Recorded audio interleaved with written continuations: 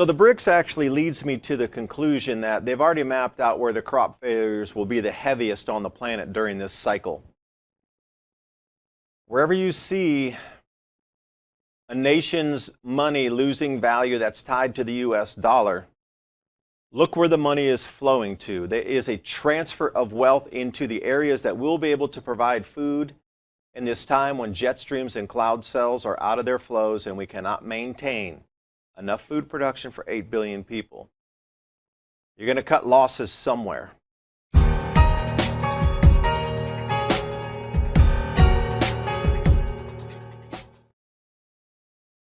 And good afternoon, everyone. Thank you for spending your valuable time right here, BRICS on TV, many Ice Age conversations. Heavy subjects to talk about today, but I want to interloop two different, seemingly unrelated events in different industries that will paint a wider picture as we move forward into July and then to the end of the year. Now, as we see currently, a huge and enormous 142 countries are moving away from the US dollar in unison. There was a term for this called Sandman 2.0, where the theory was out there that countries had all dropped the dollar in unison in a single day. Well, it really looks like we're seeing Sandman 2.0 play out, but in a series of weeks or months, not a single day. And that's what the misnomer was. Everybody's looking for this one giant event to reshape society, as well as the SHTF situations. A lot of people are looking for like one gargantuan event that's going to just cascade it, and then it begins. It seems like it's a slow trickle, continually milked out to extract as much wealth and transfer it from one part of the planet to the next. Now, if you look at Strauss and Howe with the fourth turning on those 80-year cycles, 5 of those fourth turning cycles equals one grand solar minimum cycle, and then 5 of those in turn is a 2,000-year cycle. I think we're sitting somewhere around that intensity, which would disrupt the society as we know it greatly. So to diversify risk, and the United States would have a difficult time growing and planting food during a Maunder minimum type event. Well, they've already mapped out where the prior grand solar minimums, how it warmed and cooled on our planet. So you'll start to see in today's information how the restructuring of quote unquote the BRICS is in the nations that won't be so affected by this change as we're seeing from our solar activity and output. This first slide here really sets it up as what we're facing. The non-usage of the dollar and the non-wanting of the dollar, if there are other alternatives, will send that tidal wave of money back here on our shores. And that's not exactly what we want. That's called hyperinflation. Now that money needs to go somewhere, that debt needs to come somewhere, and it's going to just all start stacking up and piling back here. And will the reset be 1,000 to 1 or 100 to 1? Still unsure. But the movement and now the validation of so many countries moving away. But this is what I think is causing it all. The cycles that restrict the ability on our planet to feed 8 billion people. And now a quick word from C60 EVO. With spring around the corner, it's a good time to stock up on C60 EVO's breakthrough anti-aging products. Treat yourself, your skin, mental focus, and deeper sleep to C60 EVO organic edible oils, skin serums, and hair renewal. Using Nobel Prize-winning science, their lab manufactures and delivers pure C60 ESS60, the cleanest and most potent C60 products you'll find anywhere. Healthy food, clean water, exercise, and C60 EVO are your best defense for radiant health and longevity. Old dogs can learn new tricks. Cats love it too. Everyone benefits from C60 EVO. Enjoy 15 to 20% off your order for subscriptions and collection sets. Also use the special code ADAPT2030 to take 10% off your order at checkout. I've used these products. I do believe in them. Also, feeling is believing, and they've got you covered. C60EVO.com/ADAPT2030. Click on that link in the description box below. And now on with the video. Hungry people have toppled governments through history. So if you were a knower of this knowledge and you kept it hidden from the general populace, the onset of the cycle, the intensity of the cycle, you would have to restructure things to prevent panic and keep people as calm as you could until one day it wakes up on the news and either there's not enough food for everybody, here's your digital rationing card, or with the same with finance, you wake up one day and you're not able to withdraw money. Welcome to central bank digital currency. Oh wait, they're rolled out in tandem. How nice is that for everybody? So we're going to start off with the U.S. Wheat Associates right here. This is the latest data that they had just released last week. Now notice what the global wheat production is compared to the global wheat usage and consumption in the center column. We no longer grow enough wheat on the planet to actually supply the need for those that want it. And startlingly enough, this is for every single crop across the planet at the moment. We are in a deficit of the amount of food we can grow for the mouths that we can feed. Now, if you take a look and say, whoa, USDA, we were talking about this 2 years ago. 2021 was the first year that really in earnest we didn't grow enough to feed the planet. And now 2022, now 2023 again. So what you're seeing is the trend set up. So each year forward, we're not going to be able to grow enough food to feed the world as we used to. And have you noticed in 2020, 2021, what was the massive shift? The COVID, of course. How many businesses, convention centers, hospitality, restaurants closed down that used to waste a lot of food and suddenly that was funneled into the home kitchen? Well, clear as day, this is going to continue downward from this year forward unless we get new technologies, which I don't see really forthcoming, and running a bunch of LED grow lights inside an old disused parking garage is not going to feed the planet. So if we get into some deeper numbers here, right in the center is what you want to look at. Global consumption continues to increase, 2 million tons per year up, yet the production is decreasing by about 5 million tons per year, putting us at around a 3 to 3.5 million ton per year deficit on grain production globally. That's going to continue to widen. And the wider it goes, the more control and the more bizarre the news, the disruption in the economy and control of finance will need to be put on top of the populace to prevent them from becoming unruly is a good way. Let them eat cake.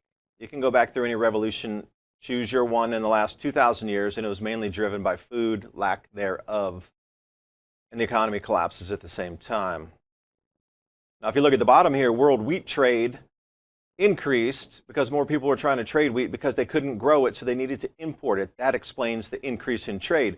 But notice who is in that. Kazakhstan, Brazil, Argentina, India, all now part of the BRICS. New currency with the Shanghai organization, which we'll talk about in a second. The only one outside that would be Australia and the United States. Now, New Zealand also is moving over to the BRICS, if you hadn't heard. So the wheat sales also gave it away this year that there's a problem with supply. Now, you could run this through buckwheat, corn, amaranth, barley, and you could use any crop that you want.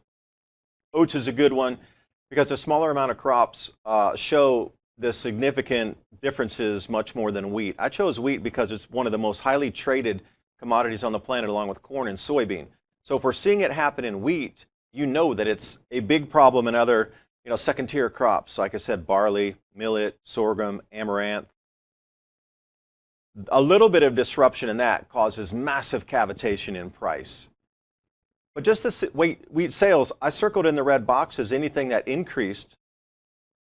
But the increases are a smidgen, as I've heard it called, compared to the losses. So why is it that if we're coming into supposedly all-time record wheat production for all these countries, then why is global wheat trade declining? And why can't these countries get what they want without getting exceptionally high prices? And there's premiums on the wheat, especially hard red winter wheat. There was $1.88 per bushel premium just a month ago. So here's where the rubber meets the road. If you like statistics, this one will make you start a garden probably after you watch the video here today. Ending stocks. The supply, if we go back to 2020, 21, 22, 23, in the top row, I even put a box around it to make it easy to identify. That's how much global ending stock of crops this is wheat, and you can see the decline. Now that is going to continue downward as the ozone depletion event starts to hit here in the southern hemisphere. That's going to go from 267 to probably sub 230s or maybe into 220s or a bit lower after this year. And it's going to step off a cliff from this point forward. And if you're pulling 10% or 20% out of global reserves, that's going to create a problem. Just using the math, we have less than 10 years of current production versus what they had in supplies left over that we can't grow. Under 10 years before it goes to zero, what we grow is what we get. That is going to be a significant turning of history when this happens. We know for sure some things in the past, these cycles of low solar activity or unusual solar activity means that we need to move our crop growing zones south. We need to pull them south because further north at 45 degrees north latitude, it will be too cold for them to grow. Now, this is what the Corn Belt would need to shift like in the United States alone as a single country. Top left. What's been recorded in history is the top right, and you'll see the extent of where they could grow corn in each of the prior grand solar minimums, the medieval warming period and the Little Ice Age, and going back to, say, the Sporer minimum. So you see two different sets of time here, 1000 AD to 1250, and that was the warm period. And you notice since then it had to pull back. So there's a significant gap in arable lands that would be instantly convertible to be able to produce crops. This is what we're up against right now. Elites know it, understand it. They understand how societies have shifted through the past. That's why this is all happening now. Because you have to ask yourself, why did COVID just turn on? Why did all these things just suddenly happen right this second that overlay perfectly to the year of when we didn't grow enough food to feed the planet, that we dug into the carryover stocks? So again, U.S. Wheat Association putting out the Canadian ending stocks. If you've ever seen a canary in a coal mine, this is like 100 canaries all falling over at the same time. I don't even know if we can get out of the shaft. Anything 45 degrees north and above is going to be greatly affected on yields. And as you can see, Canada, being in that same latitude band, is greatly affected on their wheat yield. That's going to go down further this year as well. That's going to go below 3.5 million tons. It's going to continue to cascade down. And you'll start to see where the wheat's grown now. If the temperature does change as forecast, climate cycles, then we're going to lose Canada. We're going to lose parts of Australia. We're going to lose parts of the United States, parts of China. And then you start to, it makes a wider picture of why things are happening right this second. So back when I was doing this research in 2017, I started to identify areas on the map based on historical cycles that would start to fail first. United States, China, these are the same areas right now where you're seeing some duress, especially Alberta, and that was the main growing area for wheat there. You can see how these are starting to dovetail. A lot of losses in the central part of the U.S. with the mega drought, and also parts of China and Heirloom. Agriculture getting smashed in that same exact area of Australia. They've had some bizarre cold events in Arctic, Antarctic blasts come through. Never really warmed up. Soils are too wet, too cool. And again, South Africa also in that same exact location at the Western Cape area. All they did was look back through history and saw these patterns and overlap the last 5 of these events on the same areas in the world where it was affected last time. And also the electromagnetic activity will change, meaning human perception will perceive reality different, as well as the jet streams and cloud cells going into different positions, which I think was the main catalyst why food couldn't be grown reliably during these events. And what do we see? Red auroras in Florida last week. Did you hear about this on the news? Unless you saw it, they try to cover, I'm not going to say cover up, but it was not distributed unless it was actually visible sightings of the aurora in your state. Some states didn't see this, so they didn't report on it. Although 25 of the 50 states saw aurora all the way down to Florida. Northern lights, very rare, not normal at all. And then California, of course, getting its most massive rainfall and snowpack ever recorded ever, along with places like Utah and Nevada as well. Significant changes are afoot with all the extra moisture from the Hunga Tonga eruption in the atmosphere, added 10% moisture. Now the northern lights, rare in Colorado, even more rare in Florida. Plasma filaments, the Steve filament is back. That's the precursor for the squatter man, the center column for the squatter man before the electrical input starts to make those hands stick out and do this. Across the planet, we've seen many a petroglyph. We're starting to repeat a lot of very long cycles right now coming back. Now, if you didn't hear about the auroras in your local area or you didn't see them, this was the aurora forecast coming all the way down into the United States, into Virginia. I said that right, Virginia. But they got this so wrong, they cited auroras down in Florida. Let's go through a couple pictures here. I know you probably didn't see this on the news. So if we look down in Shenandoah National Park in Virginia, which is about maybe 5 hours driving north from here, red and yellow aurora in Virginia last week. And then look at Missouri, red and green aurora in Missouri. Northern Lights.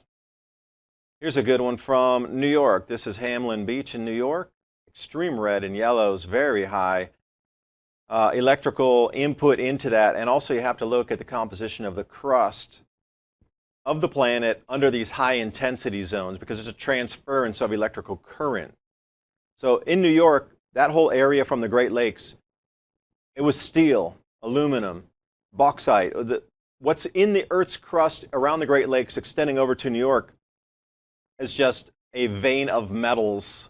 So you would expect conduit of electrical discharge coming down from the sun to run through that part of the crust, and it would be an amplified effect as it went from sky down to ground. Just saying.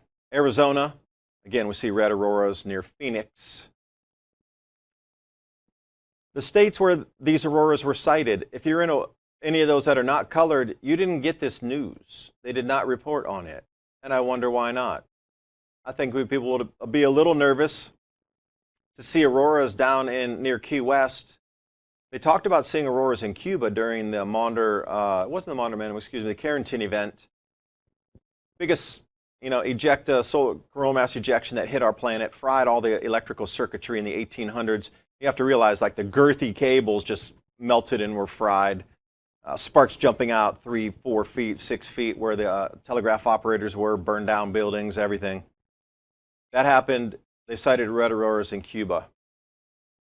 Now the solar activity decreasing into low solar activity called a grand solar minimum. There are going to be some outbursts from the sun. Of course, there's going to be some X flares. The sun's overcharged. It's going to try to send out that extra potential to equalize itself. Well, our Earth's magnetic field's tied directly to it, so if there's changes on the sun, there's going to be changes on the Earth. We're witnessing them now, and the step up in magnitude of these events is visible to all.